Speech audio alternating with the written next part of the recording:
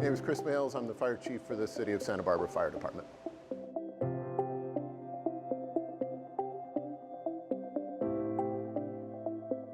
So as mutual aid, the name implies, it's a reciprocal agreement, which means a set agreement back and forth with different agencies that allow us to respond across jurisdictions. We have local agreements with our fire departments in the county, we have state agreements, and we have federal agreements. So it depends on where the incident is. We might be going to Goleta on a local mutual aid agreement. We might be going to Northern California on a state agreement. Or in my case, the farthest I've gone is in the Cascade Mountains between Yakima and Seattle, Washington for a fire when I was dispatched on a federal agreement.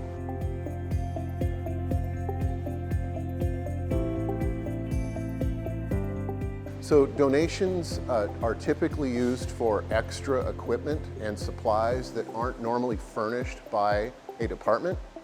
They're what we would call nice to have equipment in most cases. We really steer away from donations involving personnel because personnel are ongoing costs that go on forever. So what we typically do is we will fund the personnel, and then when donations come forward, it's usually for equipment above and beyond what is in our normal complement. That could include extra personal protective equipment for firefighters. It could include extra equipment on fire engines. Very recently, we had a donation of wildland radios. We are in the process of securing donation right now for water rescue equipment.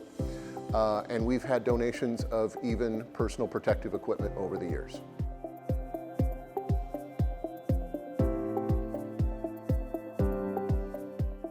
So resources are deployed a variety of ways, but what happens is typically Santa Barbara County Fire Department is what we call our operational area coordinator. So when a request comes in from either the state or the federal government, it goes through Santa Barbara County. They are what's called the op area coordinator, and then they diffuse out the incidents or the personnel required to departments around the county. So typically, all incidents are handled by the local jurisdiction until they get too big. And as incidents get bigger, then they start asking for resources outside of the jurisdiction, and as it gets bigger and bigger and bigger, then they start asking for resources all across the state or from really all across the United States and sometimes beyond.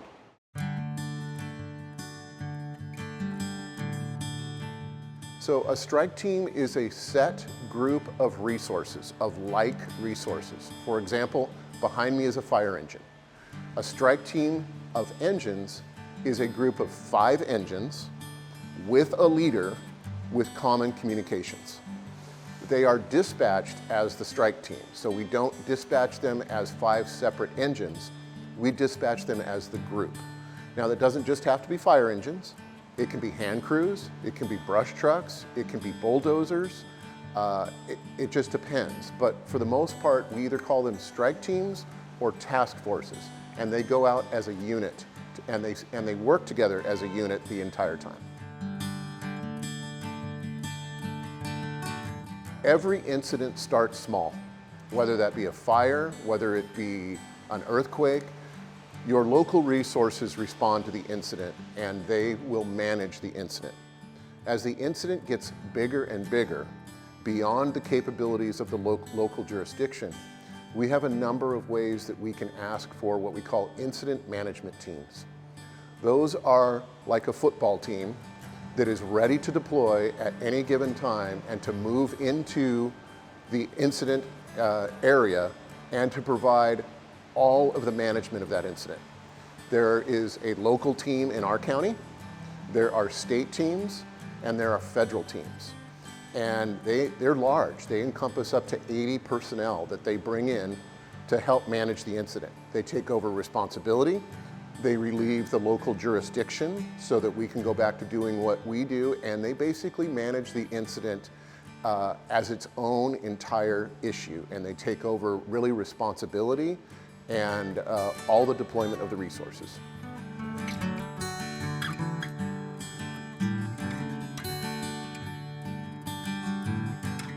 So a lot of people have asked over the years, why weren't helicopters flying on this fire? Why weren't aircraft flying on the fire? One of the issues specifically with wildland fires is that they're often accompanied with winds. And winds can be really catastrophic to aviation. So the limitations are helicopters should not fly in winds more than 30 miles per hour, and fixed wing or airplanes should not be flying in more than 40 to 45 mile an hour winds.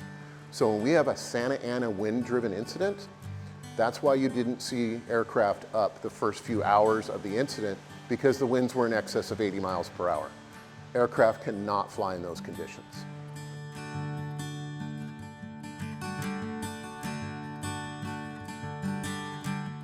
So when resources are deployed to a major incident, again, that could be an earthquake somewhere, it could be a fire somewhere, they assimilate into the incident and they are given assignments, typically under geographic areas. Okay, so if we were to think of the city, 23 square miles of the city, we might break this, if the city was involved, say an earthquake, we might break it into 20 or 30 different zones. And the units report to those zones and they work within those geographic areas. Depending on the type of work, depending on the severity of the conditions, they will either work 12-hour shifts, so 12-hour day shift or 12-hour night shift, or they may work 24-hour shifts. If they work 24-hour shifts, then they're given 24 hours off. And that doesn't mean off to go home. That means that they're typically at the base camp, available to respond as needed, but they're down for rest time. Now, it's really important to understand that in the first even couple of days of an incident, when we are transitioning from what's called initial to extended attack, and they're still bringing resources into the incident, they may work up to 48 hours. So one of the crews that we just had deployed on the Palisades fire arrived on an afternoon at 2 o'clock, and they did not go off the line for 48 hours. So they worked the entire 48 hours, but then they were given rest time.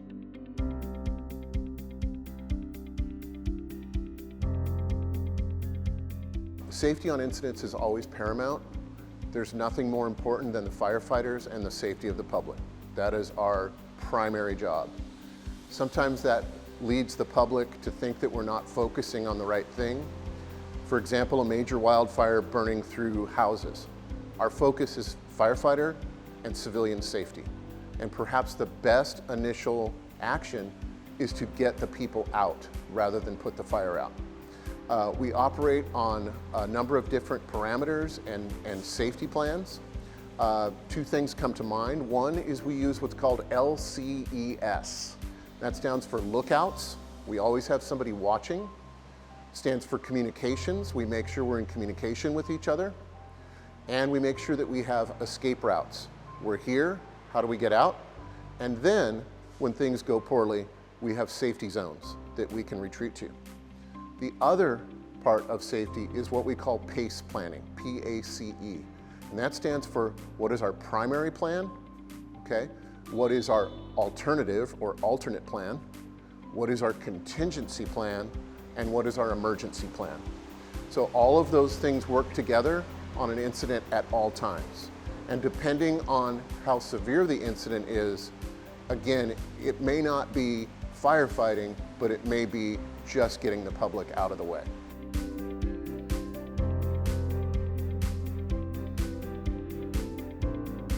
We get dispatched to a number of incidents where we might get turned around in 2 hours, or we might be there for months. The typical deployment for a fire crew that's, let's say, going to a brush fire in Northern California is 14 days. But that's 14 days on the incident, and then bookended on each end are travel days. So there'll be a travel day to the incident, there'll be 14 days of work, and then there'll be a travel day home. When the incident dictates, we may extend to 21 days. The longest I've ever been out has been 22 days, where I went from one fire to another fire, and I spent 22 days on the fire line. But 14 days is fairly typical. When an incident is significant and is extending for months, we may leave the fire apparatus at the scene and rotate crews every 14 days. I believe on the Dixie Fire, we had 6 crew rotations. The rig stayed there and we shuttled personnel back and forth every 2 weeks because they needed that incident or that piece of equipment for that long on the incident.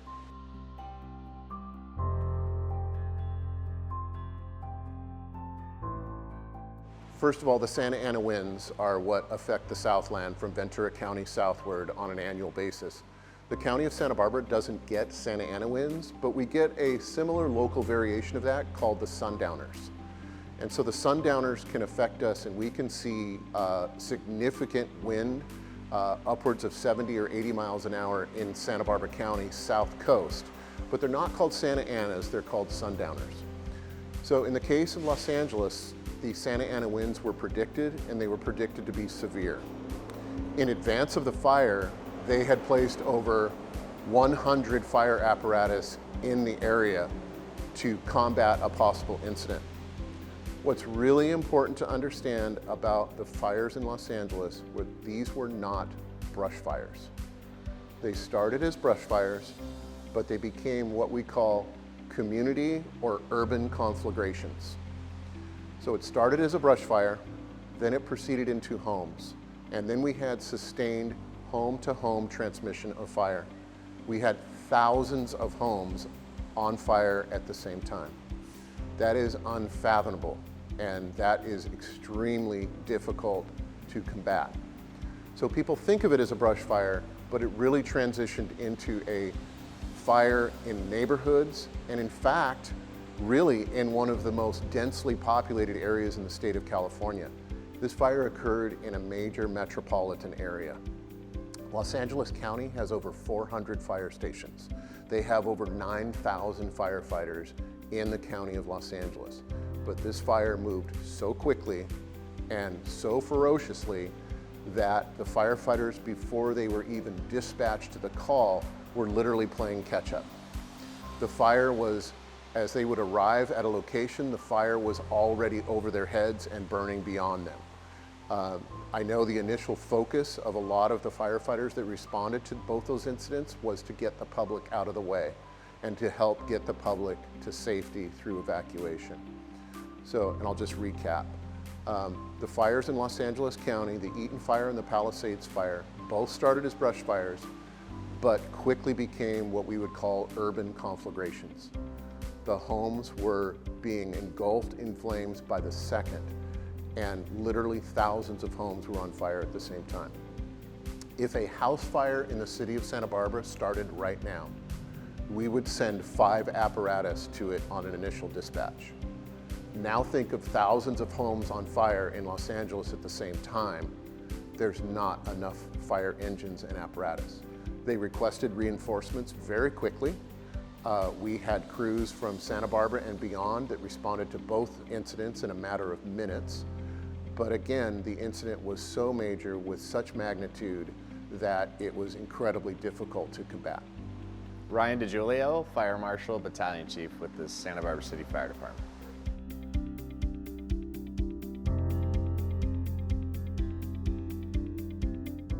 Yeah, there's a lot of terminology that's used that you may hear of containment, forward progress stopped,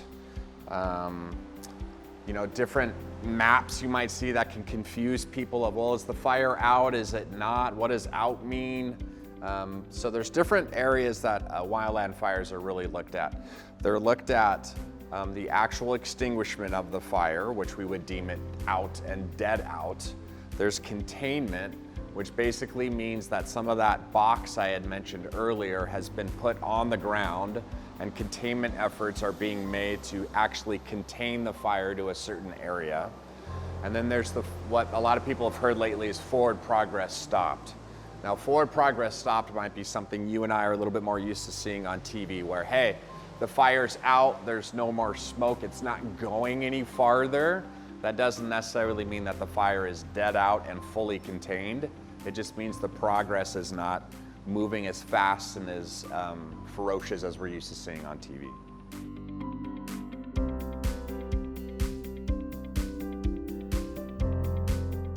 These large-scale incidents can overwhelm a local jurisdiction really quick. And so they need to call in these complex incident management teams. And us here locally in the city, we're used to seeing that at Earl Warren Fairgrounds, where you might drive by and you go, oh my gosh, there's 500 different colored fire engines here and trucks from all over the place. So how does that even happen? How do we get all these people and supplies and everything that's needed to contain, for instance, a wildfire in one spot? So it's a very elaborate system on how to get what we call a base camp up and running. And usually within about 24 hours, they can get a base camp up and functional to do everything from coming up with a plan on how to attack the fire, to all the resources that are needed, to feeding them, to doing laundry, to sleeping them, to having medical supplies, having supplies to actually put out the incident that they're dealing with. So it's a very complex system of ordering and getting everything mobile. And you have to remember, all this stuff has to be mobile, because we might be out in the middle of a forest, or we might be 30 or 40 miles from the closest town. So it's all portable, it's all mobile, and it's all self-contained. So you might see that big base camp at Earl Warren. The Thomas Fire, there was one at Earl Warren. There was also another one at Lake Cachuma. So you can have multiple base camps for one incident.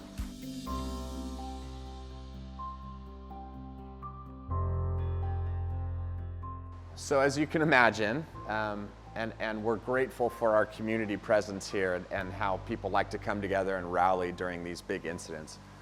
We will get inundated with donations from the community. It gets a little tricky when it comes to base camp, and the reason why I say that is because the food that the firefighters and the support staff eat at base camp is highly regulated and meets all the different health safety standards that are out there.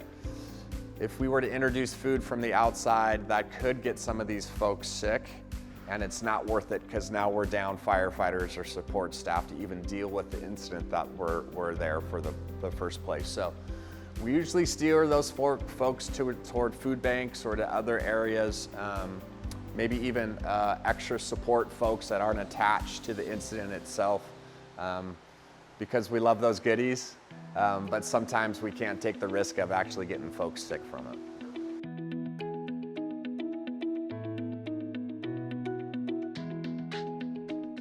Unfortunately, our community here is pretty fire savvy because of our history here of pretty large wildfires that has occurred in the last 10 years even.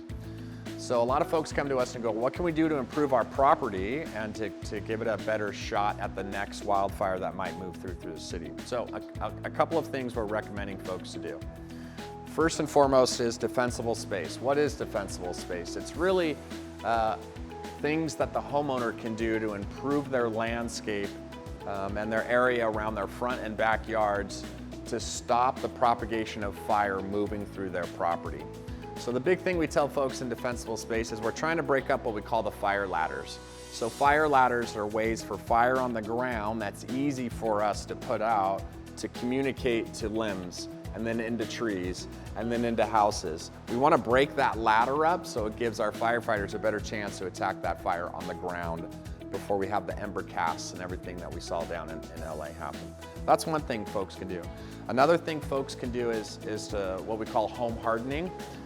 This program is getting a lot of momentum lately across the whole state. Unfortunately, the whole state has seen a lot of wildfires lately. So home hardening is basically taking your existing structure and making it more fortified against the next wildfire that comes through. Now, we have all different types of homes that are built in Santa Barbara from all different eras. We might have stucco, we might have wood siding, we might have different types of roofs. So home hardening is the idea of, okay, how do we make these existing structures be able to resist more of a wildfire? So it's things like covering your vent holes with a smaller mesh screen. It's removing vegetation and anything 5 feet away from your house. It's putting in new dual pane windows in your house. It's covering your chimney stack so embers can't fly into there. So there's lots of different ways that we can look at an existing structure and try to fortify it against that next wildfire that comes through. Why do we want to harden our homes? Well, if we can make these homes through both home hardening and defensible space what we call a standalone structure, it really makes it a valuable asset to not only the people living in there, but also the first responders. So firefighters will literally drive down a street in a strike team or a single unit, and they'll look at homes and they'll go, yes, no, yes, no, yes, no. That sounds really harsh because what they're doing is they're actually evaluating if they can make a stand at a house or not.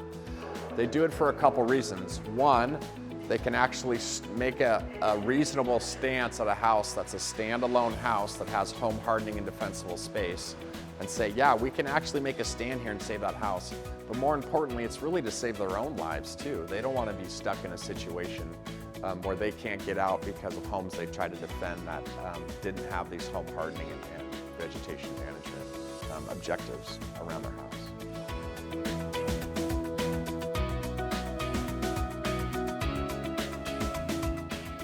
Yeah, evacuation is very key when it comes to wildfires or other emergencies that happen within our city. First and foremost, the best thing to do is to sign up for readysbc.org. This is a small registration process that you do, and what they'll do is they'll notify you anytime there's an emergency pending or when you need to evacuate. We have a great program called Ready, Set, Go that gives folks some great steps on how they can build an evacuation kit, what they need in there. Evacuation planning within your family should be something you practice once or twice a year. I like to tell folks, hey, we're changing our clocks. Let's talk about our safety plan. That means having medication that's maybe stored away, where you're going to meet if you're not all in the house together, where's your rendezvous point? Do you have contacts for folks outside of our area that other family members can contact to re-engage? Families that may have been dispersed during an emergency. Having all these plans in place really can help take some of the panic out of when people are asked to evacuate and can make the evacuation process smoother for everybody.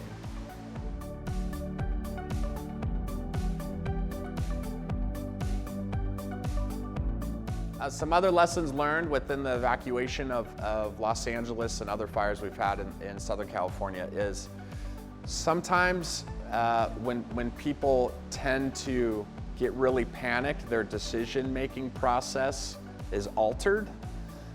It's a normal reality. It's a fight or flight syndrome that kicks in.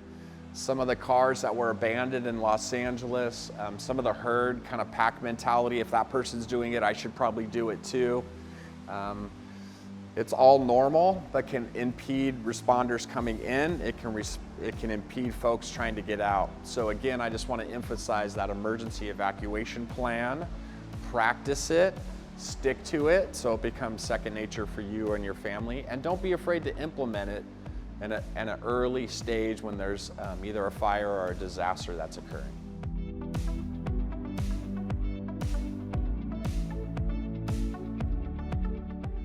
Another thing about evacuations, and a lot of questions we receive is, one in particular is, which way do I go when I evacuate? And just like when you're on an airplane or in a movie theater or in a large building, they always point out different ways to leave that building. We want to emphasize that you should know different ways to leave your neighborhood. One area may not be the best route to go. Where else are you going to go? Know different ways of getting out of your neighborhood. Know the street names. Know how to get down to a safe area in a timely manner. So that's one thing we want to reiterate to folks, is that there's most likely 2 or 3 ways out of your neighborhood. Make sure you understand those and which way they go, just like when you're trying to evacuate a building in an emergency. The other thing that folks are hesitant to evacuate because they don't want to leave their house or they don't want to leave their comfort, and I understand that. But the worst case scenario, if you evacuate your house in an incident in its early stages, is that you've left your house for a handful of hours and you get to return to a safe house. The flip side of that is that you've waited too long and now you're becoming more of the problem than you are the solution for getting folks out of the area and getting first responders into the area.